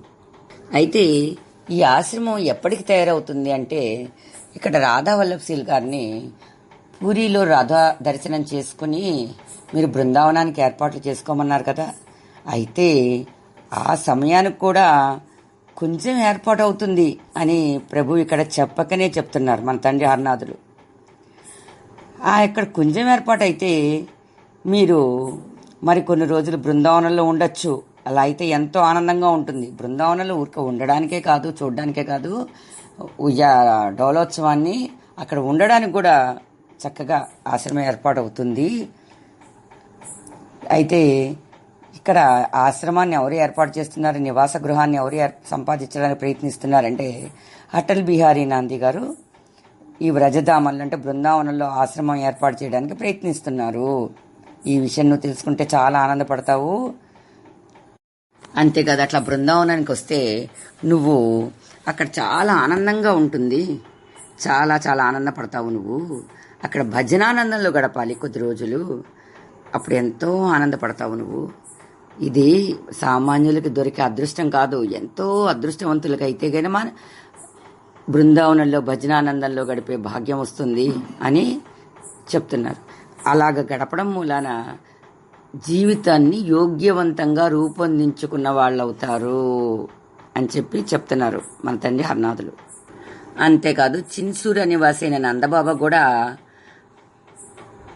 అటల్ కలిసి నాతోటి వాళ్ళు కాశ్మీర్ వస్తారని తెలిసింది, నీకు కూడా అభిలాష ఉంటే కోరిక ఉంటే నీవు కూడా నందబాబాతో కలిసి నీవంటే రాధా వల్లభశీల్ గారిని కాశ్మీర్కి బయలుదేరరా.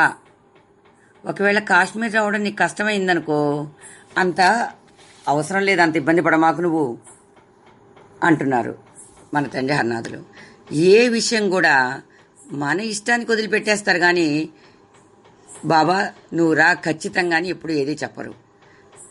అంటే మనం ప్రభువుతో ఆనందపడాలి అని కోరుకుంటే బాబా చెప్పారు ఈ లేఖలో, మనం వెళ్ళాలి. మనకు అదృష్టవంతుల వాళ్ళమైతే ఆనందం కావాలి అనుకుంటే మనం ఆయనతో గడపాలి. మనకు అట్లాంటి అవసరం లేదనుకుంటే మనం దాని గురించి ఏం పట్టించుకోక్కర్లేదు.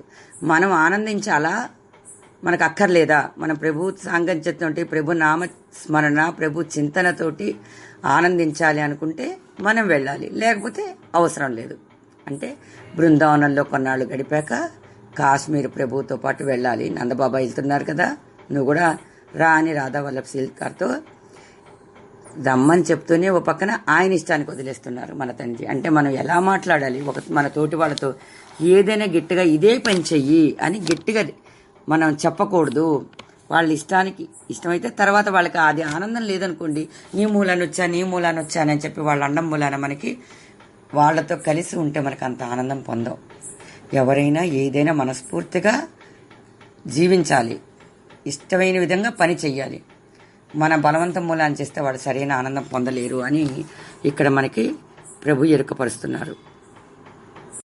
ఇంకో ముఖ్యమైన విషయం ఏంటంటే ఈ లేఖలో దేశాంతరంలో ఉన్న ఈ అన్నను గుర్తు తెచ్చుకుని అప్పుడప్పుడు ఉత్తరాలు రాయడం మరవద్దు. మీరు ఎన్ని పనుల్లో మునిగినా కూడా నాకు ఉత్తరాలు రాయండి అని చెప్తున్నారు. ఆ ఉత్తరాలు ఎట్లా ఉంటాయి అంటే నీ ఉత్తరాలను చూస్తే సాక్షాత్తు నిన్ను చూసినట్టే ఉంటుంది. అందుకే సాక్షాత్తు మిమ్మల్ని చూడడానికంటే మీ ఉత్తరాలను చూడడానికి అందుకంగా కోరుకుంటున్నాను అని మన తండ్రి హరినాథులు రాధా వల్లభశీల్ గారికి రాస్తున్నారు. అంటే ఉత్తరాలు రాసేటప్పుడు ఎట్లా రాయాలి అంటే ఆ వ్యక్తి సాక్షాత్తు మాట్లాడుతున్నట్టుగా, ఆ వ్యక్తి సాక్షాత్తు మన కళ్ళ ముందుంటే ఎట్లా మాట్లాడతారో అట్లా ఉత్తరాలు రాసుకోవాలి. ఆ ఉత్తరాలు కూడా ఎట్లా రాసుకోవాలి, ఈ రోజుల్లో అయితే ఒక్కొక్కళ్ళు ఒక్కొక్క దేశాల్లో ఉంటున్నారు. ఒక ఊళ్ళోనే కాదు, ఒక రాష్ట్రంలో కాదు, రాష్ట్రాలు దాటిపోయింది, ఇప్పుడు వేరే వేరే దేశాల్లో ఉంటున్నారు. అందుకని రాధా వల్లభశీల్ గారికి చెప్తూ మనకి చెప్తున్నారు మన తండ్రి హరినాథుడు, నన్ను దేశాంతరాల్లో వేరే దేశంలో ఉన్న వాళ్ళతో నువ్వు ఎట్లా ఉంటావు అట్లాగా నాకు భావించుకో నన్ను. ఆ రోజుల్లో అయితే ఉత్తరాలు ఉన్నాయి, ఈ రోజైతే ఫోన్లు ఉన్నాయి. ఇంకా కమ్యూనికేషన్ ఫోన్లో మాట్లాడటమే కాదండి, ఫోన్లో చూసుకుని కూడా మాట్లాడుతున్నాం. అయితే ప్రభువు చెప్తున్నారు ఇక్కడ, నేను వేరే దేశంలో ఉన్నాను అనే భావించుకో, నువ్వు నాకు ఉత్తరాలు రాస్తే సాక్షాత్తు నిన్ను చూసినట్టు ఉంటుంది అంటున్నారు. అది మనం కాదు, మన ప్రభు యొక్క ఉత్తరాలను చూసి వేరే దేశంలో ఉన్న మన తండ్రి మనకి రాస్తున్నారు. ఆయన చెప్పినట్టుగా నేను జీవించాలి, అప్పుడే నేను ఆనందంగా ఉంటాను అని భావించుకుని ఆయనతోటి మనసుతోటి ఆయన సమక్షంలో మనం ఉన్నాము, మన సమక్షంలో ఆయన ఉన్నారు అని భావించుకుని ఆయనతో మనసుతో మాట్లాడుకోవాలి. ప్రియ మరి కదా ఆయన భగవంతుడు భావప్రియుడు, భావగ్రాహి జనార్దన. అలా అనుకుంటే మనకి ఎట్లా జీవితం జరుగుతుందట? రేయింబవళ్ళు గురించిన స్పృహని కూడా పోగొట్టుకుంటామటండి. అంత ఆనందంతో మునిగి ఉంటామట. ఎప్పుడు ప్రభువు నాతో ఉన్నాడు అనే భావంతో ఆయనతో మాట్లాడుకుంటూ ఉంటే, ఇట్లాంటి ఆనందంలోనే మనం మునిగిపోవాలని కోరుకుంటే ప్రభు ఏం చేస్తున్నాడు? ఆయన ప్రార్థన కూడా ఇదేట. అంటే మనం అట్లా జీవించాలి. అట్లా జీవిస్తేనే మనం ఆనందంగా ఉంటే తనకు ఆనందం. అట్లాంటి ఆనందాల్లో మునగాలి.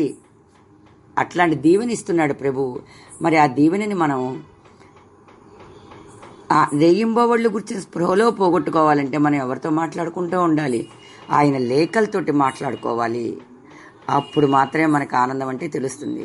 నిజంగా ఈ రోజులు కాదండి, చాలా రోజుల నుంచి నాకు అందరూ కూర్చొని మాట్లాడుకుంటుంటే బాబా లేఖ తీస్తాననుకోండి, వాళ్ళందరూ మాట్లాడుకున్న విషయాలు అయ్యే విషయాలు బాబా లేఖల్లో నేను చదువుతూ ఉంటాను. అక్కడ మంచి విషయమా చెడ్డ విషయమా అనేది మనకు అవసరమే లేదు. ఏది ఆ సమయానికి కరెక్టు అనేది మనకి ఎరుకపరుస్తూ ఉంటాడు. అంటే అప్పుడు మన అందరి మధ్యలో ఆయన ఉన్నట్టే కదండి. అప్పుడు ఎంత ఆనందంగా ఉంటుంది, ఎంత మజాగా ఉంటుంది. అంటే నిజమైన ఆనందం ఏంటో, నిజమైన సత్యం ఏంటో ప్రతి క్షణం మనకి ఇరుకుపరుస్తూ ఉంటాడు. ఇట్లాంటి ఆనందాలటండి మనం చిరకాలం ఉంచుతాట. 1 రోజు 2 రోజులు ఉండరట. సర్వాన్ని మర్చిపోయేంత ఆనందాన్ని మనకి ప్రభు ప్రసాదిస్తాట. అయితే ఇట్లాంటి ఆనందాలు మనం పొందుతున్నప్పుడటండి, ప్రభు నీ లేఖల ద్వారా కదా నాకు ఇన్ని చక్కగా చెప్తున్నావు, ఇన్ని విషయాలు నేర్పిస్తున్నావు, నన్ను నీ మార్గంలో ఉంచుకున్నావు, కృతజ్ఞతలు తండ్రి, ధన్యవాదాలు తండ్రి అని ఆయనతోటి మనం మానసికంగా మాట్లాడుకోవాలి. అప్పుడు ఇంకా ఆనందిస్తాట ప్రభువు. సామాన్యమైన తల్లిదండ్రులే బిడ్డలు చూసి మురిసిపోతుంటే వాళ్ళ ముచ్చట్లో మురిపాలతోటి సాక్షాత్తు ఈ విశ్వాన్ని సృష్టించిన ఆ జగన్నాథుడు ఈ జనంతో నాతో ఉంటున్నారు నా బిడ్డలని ఎంత మురిసిపోతాడు. ఇంకా మనకంటే అదృష్టవంతులు ఎవరు ఉండరు అని చెప్పేసి అంటున్నారు. మరి ఇట్లా జీవించిన వాళ్ళ జీవితం ఎట్లా ఉంటుంది అంటే, ఏదో జీవితం జరుగుతూ ఉంటుంది నా బ్రతుకులో, ఇట్లనే జరిగిపోతూ ఉంటుంది. అట్లాంటి వాళ్ళ జీవితంలో అదృష్టం అనేదే, వాళ్ళ ఆనందం అనేదే వాళ్ళకి తెలియదటండి. అంటే ఊరికే నా బిడ్డలు నాతో ఉండాలి అనుకుని పిల్లలని ప్రేమతో పాడు చేసే వాళ్ళ తల్లులు ఉంటారు చూడండి. అట్లాంటి వాళ్ళ పిల్లల జీవితం అదృష్టము ఆనందం అనేది వాళ్ళకి తెలియదట. అంటే తల్లికి తెలియదు, బిడ్డలకి తెలియదు. కానీ యోగ్యులుగా తయారు చేసిన మంచి చెడ్డ చెప్పి నేర్చి క్రమశిక్షణతో పెంచిన బిడ్డలకి ఆనందం అంటే ఏంటో తెలుస్తుంది. భగవంతుడి మీద ఆధారపడి ఎట్లా జీవించాలో తెలుస్తుంది. అట్లాంటి బిడ్డలు అదృష్టవంతులు. అట్లాంటి బిడ్డలు పతిత పావనులు. అట్లాంటి వాళ్ళు తమ జీవితాన్ని యోగ్యవంతంగా రూపొందించుకున్న వాళ్ళు. అలా కాకుండా తల్లిదండ్రులలో ఎక్కువ పాలు, అమ్మ యొక్క ఆదరణలో ఎక్కువ పాలు పంచుకున్న పిల్లలట పనికిరాని పిల్లలంటే ఎట్లా ఉంటారట? వాళ్ళు జీవాదములట, పతితులట, దురదృష్టవంతులట, దుఃఖితులట, దరిద్రులట. నిజంగా మరి తల్లిదండ్రుల ప్రేమ పొందారు అనడానికి ఉదాహరణ ఏంటయ్యా అంటే, క్రమశిక్షణతో పెంచిన బిడ్డలే నిజంగా తల్లిదండ్రుల ఆదరణ పొందిన వాళ్ళు.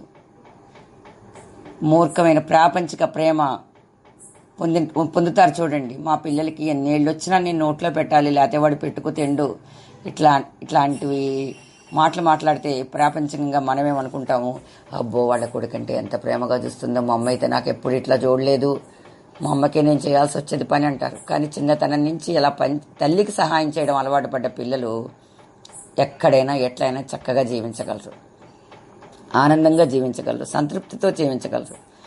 అలా కాకుండా పిల్లలకి ఏ పని చేయకుండా, ఏ పని రాకుండా ఉన్న పిల్లలు ఏమవుతారు? వాళ్ళు చివరికి అయోగ్యులుగా అవుతారు కదా. మన ప్రభువు ముందు తల్లిదండ్రుల్ని ప్రేమించడం, తల్లిదండ్రుల్ని గౌరవించడం దగ్గర నుంచి పాఠాలు మొదలుపెట్టి తనకి యోగ్యతములుగా ప్రభువుకు పనికొచ్చే బిడ్డలుగా మనందరినీ తయారు చేసుకున్నారు. అంటే మనం ఎంత భాగ్యవంతులం. మరి నిజంగా మనం ఆనందపడుతున్నామా, దుఃఖిస్తున్నామా? మన కాళ్ళ మీద మనం నిలబడి ఒకరికి సేవ చేసే స్థితి, మనకి కల్పించారంటే, ఇలా ఈ రోజున హరినాథుడి యొక్క ప్రేమని మనం అందరం పొందగలుగుతున్నామంటే మన తల్లిదండ్రులు చిన్నతనం నుంచి అట్లాంటి క్రమశిక్షణ పొందబట్టే కదా మనం వాళ్ళ దగ్గర ఇవాళ ఇలాగా ఎట్లా జీవించాలని మనం తెలుసుకోగలిగాము. మన పనికిమరాని బిడ్డలు కాదు, మన ప్రభువుకు పనికొచ్చే బిడ్డలుగా మనని తయారు చేసినందుకు ప్రభువుకి శతకోటి వందనాలు అర్పిస్తూ, అట్లాంటి వారి దగ్గర గురువే స్వయంగా వెంటాడుతారు అనే విధంగా జీవితం జరుగుతుంది. అంటే తల్లిదండ్రులతో రిలేషన్షిప్ ఉంటే గురువు లభిస్తాడు. గురువుతో గౌరవించి మర్యాదగా చూస్తే, అంటే సాధువులు కావచ్చు, గురువులు కావచ్చు, భగవంత్ చింతన, భగవత్ సంకీర్తన, భగవత్ సాంగత్యం, భగవంతుడికి సంబంధించిన విషయాలు చెప్పేటోళ్ళు గురువులు ఎవరైనా కానీ వాళ్ళ యొక్క గౌరవం, ప్రేమ పొందుతాము. వాళ్ళ ప్రేమ పొందడం మూలాన మన హరినాథుడి యొక్క ప్రేమని పొందగలుగుతున్నాం ఈ రోజున. అంటే మన జీవితం సవ్యమైన దిశలో జరుగుతోందన్నందుకు ప్రభువుకి శతకోటి వందనాలు అర్పిస్తున్నాం. అందరూ ఇట్లాంటి ప్రేమను పొందాలి అని ప్రార్థిస్తున్నాం. కుసుమహర కుసుమహర కుసుమహర కుసుమహర కుసుమహర కుసుమహర. నా పెన్నిధి కుసుమహరనాథుల పాదపద్మములకు నా ప్రణామములు. పత్రావళి గోష్ఠి సభ్యులందరికీ నా నమస్సులు. నా పేరు వేదవల్లి, కాకినాడ నుండి మాట్లాడుతున్నాను. ఈరోజు పత్రావళి గోష్ఠిలో భాగంగా పాగల్ హరినాథ్ 3వ భాగంలోని 32వ లేఖను ముచ్చటించుకుంటున్నాం. బాబా ఈ లేఖను కూడా శ్రీయుత రాధావల్లభ్ సీల్ గారికి వ్రాస్తున్నట్లుగా మనకు తెలుస్తోంది. బాబా లేఖను ప్రారంభిస్తూ, సోదరా రాధా, ఆనందంతో మీరు సర్వాన్ని మరిచిపోయారు. ఇలాంటి ఆనందంతోనే చిరకాలం ఉండండి అని ఆశీర్వదిస్తున్నారు. అలాగే అయినా ఆ ఆనందంలోని చిన్న అంశాన్నైనా, కొద్ది భాగాన్నైనా దరిద్రుడు, దుఃఖితుడు అయిన ఈ అన్నకు జావు ద్వారా అందించడాన్ని మరిచిపోకండి అని వ్రాస్తున్నారు. ఆయనట ఆనందంతో సర్వాన్ని మర్చిపోయారట. రాధావల్లభ సీల్ గారికి సర్వము ఎవరు? హరినాథుడే కదా. సో ఎప్పుడైతే మనకి ఆనందము, దుఃఖము అనేవి 2 కమ్ముకుంటాయో మనం అన్నీ మర్చిపోతాం. ముఖ్యంగా ఏది ఎప్పుడు ఏం చెయ్యాలో అది మర్చిపోతాం. మనసు ఎటు నడిస్తే అటు నడిచేస్తాం అంతే. ఏం చెయ్యాలో అది చెయ్యం. ముఖ్యంగా ఆనందం కలిగినప్పుడు మనలో మనమే ఆనందంలో లీనమైపోతాం తప్ప ఆనందాన్ని ప్రసాదించిన ప్రభువుకి ఒక కృతజ్ఞతలు చెప్పుకోవాలని మాత్రం మనకు అనిపించదు. అలా దుఃఖం వచ్చినప్పుడు కూడా ఆ దుఃఖానికి అప్పుడు మనం కారణం అనుకోం. అప్పుడు ప్రభువుకు ఆపాదిస్తాం. ఎందుకు తండ్రి ఇంత దుఃఖాన్ని నాకు కలగజేశావు, నేనేం తప్పు చేశాను అని గద్దిస్తాం. కానీ ఇది రివర్స్ కదా. ఏదైతే కష్టం కలిగిందో అఫ్కోర్స్ అది ప్రభువే ఇస్తాడు మనకి. మన శ్రేయస్సు కోరే ఇస్తాడు కష్టాన్ని కూడా. అంటారు కదా, శిక్ష కూడా శిక్షణ కోసమే అని చెప్పి. కాబట్టి ఒక కష్టాన్ని కలిగించినప్పుడు కూడా అది మనకి శిక్షణకే అనుకోవాలి తప్ప శిక్ష అని మనం అనుకోకూడదంట. అలాగే ఆనందం కలిగించినప్పుడు మాత్రం దీనికి కారణం ప్రభువే అని మనం ఎప్పుడు గుర్తెరగాలి. ఎప్పుడు మనం దానికి రివర్స్లో అనుకుంటాం. ఆనందానికి మన స్వయం కృషి అని, మన యొక్క గొప్పతనాన్ని ప్రగల్భాలు పోతూ ఉంటాం. అలాగే దుఃఖం, కష్టం రాగానే ఇతరుల మీదకి నెట్టేస్తాం, ముఖ్యంగా ప్రభువు మీదకి నెట్టేస్తాం. బాబా ఇక్కడ చెప్తున్నారు, ఆనందంతో మీరు సర్వాన్ని మర్చిపోయారు. ఆనందంలో తబ్బిబ్బు అయిపోతున్నారు.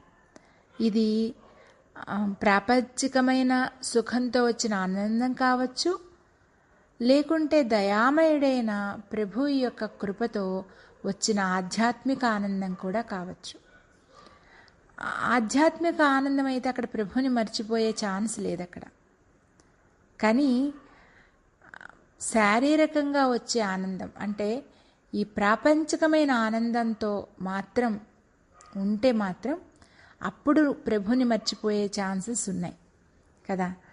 కాబట్టి అలాంటి పరిస్థితుల్లో నన్ను మర్చిపోయావు ఎందుకు నాయనా, నన్ను అప్పుడప్పుడు గుర్తు చేసుకో, ఆనందానికి కారణం ఆనందం నాతో కూడా పంచుకో కొద్దిగా ఉత్తరం రూపంలో అని బాబా చెప్తున్నారంటే, మనం ఆనందం రాగానే బాబా పాదాల దగ్గరికి వెళ్ళి దండం పెట్టుకుని, నాయన ఇంత ఆనందాన్ని ఈ అభాగ్యుడికి ఇచ్చావే, ఏం చూసి ఇచ్చావు తండ్రి, నాలో ఏ మంచి చూసి నాకు ఇంత ఆనందాన్ని ఇచ్చావు అని మనం ఆయన అడిగినప్పుడు ఆయన తోడుగా మనం ఆనందాన్ని అనుభవిస్తే అది ఇంకా ఎన్నో రెట్లు ఎక్కువవుతుంది కదా. ఇక్కడ ఇంకొక రకంగా కూడా ఉంది. ఆనందంతో మీరు సర్వాన్ని మర్చిపోయారు.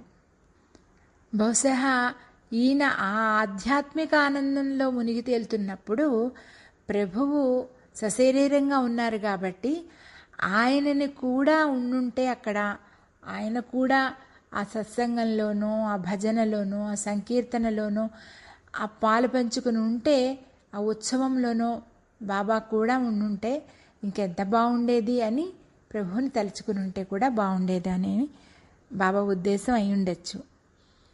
ఏమైనా ఆనందం అని కలిగిందంటే మన ప్రభువు మనకు ప్రసాదించిన భిక్ష అని మనం మనస్ఫూర్తిగా నమ్మినప్పుడు ఆయన కవ్యాజమైన కృపని ఆశాంతం పూర్తిగా ఆస్వాదించగలుగుతాం.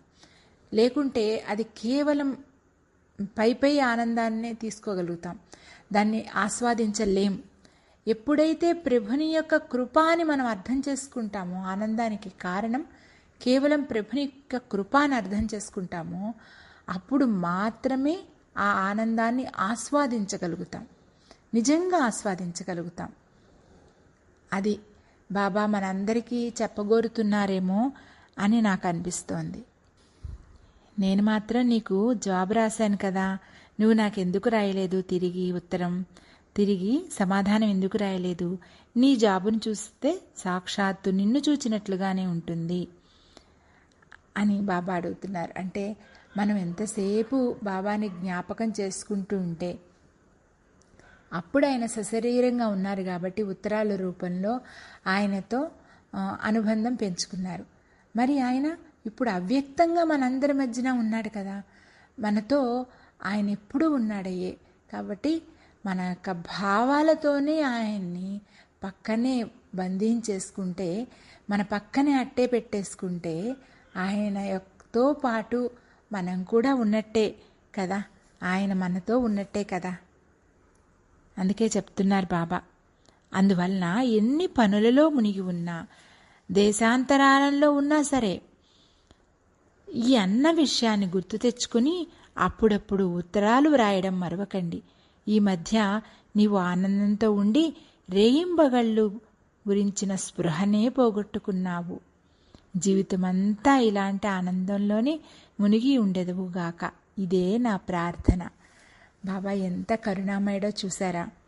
తనని ఆనందంలో పాలు పంచుకునే విషయం మర్చిపోయాడని గమనించినా కూడా ఆయన అలాంటి ఆనందంలోనే ఎప్పుడూ ఉండాలని కోరుకుంటాడు. ఇక్కడికి మనకి నిజంగా ఒక తల్లిదండ్రుల ప్రేమ గుర్తొస్తుంది కదా. ఆ తల్లిదండ్రిని మనం ఎంత నిర్లక్ష్యం చేసినా ఎప్పుడూ కూడా బిడ్డల యొక్క క్షేమాన్ని, బిడ్డల యొక్క ఆనందాన్నే బాబా కోరుకుంటూ ఉంటారు. వాళ్ళు ఎక్కడున్నా, ఎలా ఉన్నా సరే వాళ్ళని గుర్తుపెట్టుకుని ఉంటే వాళ్ళకి ఇంకా ఆనందం. అమ్మ నేను ఇక్కడికి వెళ్ళాను, నాన్న ఇక్కడికి వెళ్ళాను, ఇవన్నీ చూస్తున్నాను, ఇక్కడ ఇంత బాగున్నాను, ఈ ఉద్యోగం చేసుకుంటున్నాను, ఇంత సక్రమంగా నాకు అన్నీ జరుగుతున్నాయి అని ఎప్పటికప్పుడు ఆ బిడ్డ ఎప్పుడైనా తల్లిదండ్రులతో పంచుకుంటూ ఉంటే ఆ ఆనందం వాళ్ళకి ఇంకా, బిడ్డ క్షేమంగా ఉన్నాడు, ఆనందంగా ఉన్నాడు అన్న సమాచారం వాళ్ళకి ఆనందాన్ని ఇచ్చినా, బిడ్డ వాళ్ళతో పంచుకున్నప్పుడు ఆ ఆనందం ద్విగుణీకృతం అవుతుంది కదా. ఆ బిడ్డ సమక్షాన్ని వాళ్ళు ఎప్పుడు అనుభూతి చెందుతూ ఆ ఒంటరితనాన్ని మర్చిపోతారు కదా. అది ఇక్కడ, అది బాబా అడుగుతున్నది. మన తండ్రి, మన సర్వస్వం ఆయన, మన క్షేమం కోరే మన యొక్క శ్రేయోభిలాషి, నిజ శ్రేయోభిలాషి. మరి ఆయనని జ్ఞాపకం పెట్టుకోవాలి కదా. ఎలాగ మర్చిపోతావు నాయనా నువ్వు నన్ను గుర్తుంచుకో, అప్పుడప్పుడు నాతో ఉత్తర ప్రత్యుత్తరాలు నడుపు అంటున్నారు. అంటే మనం భావాలలోనే ప్రభుని గుర్తించుకోవాలి, భావంతోనే అట్టుపెట్టుకోవాలి. మనలోనే ఉన్నాడు, మనతోనే ఉన్నాడన్న నమ్మిక మనకు నిరంతరం ఉండి ఆయనతో అనుసంధానమై ఉండాలి. అలాగే బాబా మళ్ళీ వ్రాస్తున్నారు, బృందావనంలో, తర్వాత పూరీలో, నవద్వీపంలో కొన్ని స్థలాలు కావాలనుకుంటున్నాను. అవి ఎప్పటికి కుదురుతాయో అటల్ వీళ్ళు దాని గురించి చాలా కృషి చేస్తున్నారు అని వ్రాస్తున్నారు. నిజంగా బాబా యొక్క తపన, ఆ భక్తుల యొక్క ఆరాటం వలన, ఆ తర్వాత ఇప్పటి తరంలోని భక్తుల యొక్క ఆరాటం వలన, ఆ కమిట్మెంట్ వలన మనందరం సోనాముఖి వెళ్ళినా, పూరీ వెళ్ళినా, బృందావనం వెళ్ళినా, ఈ రోజున నవద్వీపం వెళ్ళినా మనకంటూ ఒక స్థానం, కుసుమహరుల బిడ్డలుగా మనకంటూ ఒక స్థానం అక్కడ ఏర్పడింది. అక్కడ మనది, ఇది ఎక్కడో కాదు, మనది అనే ఒక భావన. మన మందిరానికి వెళ్తే మన సొంత ఇంటికి వెళ్ళినట్లు, మన తాతగారి ఇంటికి వెళ్ళినట్లు, మన మామయ్య గారి ఇంటికి వెళ్ళినట్లు, మన పెద్దమ్మ గారి ఇంటికి వెళ్ళినట్లు, అంతెందుకు మన ఇంటికి మనమే వెళ్ళినట్లు ఎంతో ఆనందాన్ని అనుభవిస్తాం కదా. అక్కడ కాస్త జాగా ఈ తరతరాలు మనం అనుభవిస్తున్నట్లు మన తండ్రులు, మనము, రేపొద్దున మన పిల్లలు, మన మనవళ్ళు అందరూ కూడా ఒక స్థానం అక్కడ మనకంటూ ఉన్నది అంటే, అక్కడ లభ్యమైందంటే బాబా యొక్క ఆరాటమే కదా. ఆయన కోసం అడిగాడా బాబా? మన కోసం, మన యొక్క స్వాంతన కోసం. ఈ ప్రాపంచికమైన వెంపర్లాట్లో పడి విసిగి వేసారి అలిసి సొలసి ఉన్నప్పుడు ఆ మహత్తరమైన ధామాల్ని దర్శించి అక్కడ యొక్క మూర్తుల యొక్క దర్శనం చేసుకుని అక్కడ నడయాడిన భక్తుల అడుగుజాడల్లో మనం తిరుగుతుంటే, అక్కడికి ఈనాటికి వస్తున్న భక్తుల సమక్షంలో ఆ యొక్క వాతావరణాన్ని మనం అనుభూతి చెందుతూ ఉంటే, ఆ వైబ్రేషన్స్ మన ఎంత ప్రక్షాళన చేస్తాయి. మన మనసుకి స్వాంతన ఎందుకు వస్తుంది? అందుకే కదా భక్తులందరూ అక్కడ నడయాడతారు. నిరంతర నామజపం జరుగుతుంది, నిరంతర సంకీర్తన జరుగుతుంది. ఎప్పుడు ప్రభుని గాథలు, కథలు వినపడుతూ ఉంటాయి. ముఖ్యంగా అది ప్రభువు నడయాడిన భూమి. సోనాముఖి మన హరనాథుడు నడయాడిన భూమి. బృందావనం కృష్ణ పరమాత్మ నడయాడిన భూమి. నవద్వీపం మన గౌరాంగుడు నడయాడిన భూమి. పూరి జగన్నాథుడు కొలువైన భూమి. హరనాథుడు ఆనందంగా తన క్రీడలు సలిపిన భూమి. గౌరాంగుడు అంతర్ధానమైన భూమి. వీళ్ళందరూ ఒకటే కదా. అందుకనే ప్రభువు అన్ని చోట్ల కావాలని ఒక జాగా తన బిడ్డలుగా మనందరికీ కావాలని కోరుకుని మనందరికీ లభ్యమయ్యేటట్టు ఆ కృపని ప్రసాదించాడు. ఈ రోజున మన అందరం ఆ ప్రదేశాలకు వెళ్ళి ఆనందాన్ని అనుభూతి చెందుతున్నామంటే బాబా నుంచి ఈనాటి భక్తుల కృషి వరకు వాళ్ళ యొక్క కష్టం యొక్క ఫలితాన్నే మనం అనుభూతి చెందుతున్నాం. కాబట్టి ఎంత ధన్యజీవులు మనం. అలా ప్రభుని బిడ్డలుగా ప్రభుని యొక్క తోడ్పాటును గమనించుకుంటూ మన ఆనందాన్ని ఆయనతో పంచుకుంటూ ఆనందానికి కారకుడు ఆయన మాత్రమే అని గుర్తెరిగి ఎప్పుడూ ఆయన మన వెన్నంటే ఉన్నాడన్న నమ్మకంతో మన జీవన ప్రయాణాన్ని సుగమం చేసుకుంటూ ఉందాం. అప్పుడప్పుడు అలసిపోయినప్పుడు, అప్పుడప్పుడు మన భక్తుల సాంగత్యం కావాలనుకున్నప్పుడు అలా సోనాముఖి, బృందావనం, పూరి, నవద్వీపం లాంటి పుణ్య తీర్థాలకు వెళ్ళి మన యొక్క భక్తుల సమక్షంలో ఆ సత్సంగంలో ఆనందాన్ని అనుభూతి చెంది ఆనందిద్దాం. ప్రభువు మళ్ళీ మనకందరికీ అలాంటి రోజులను ప్రసాదించుగాక. కుసుమహర కుసుమహర కుసుమహర.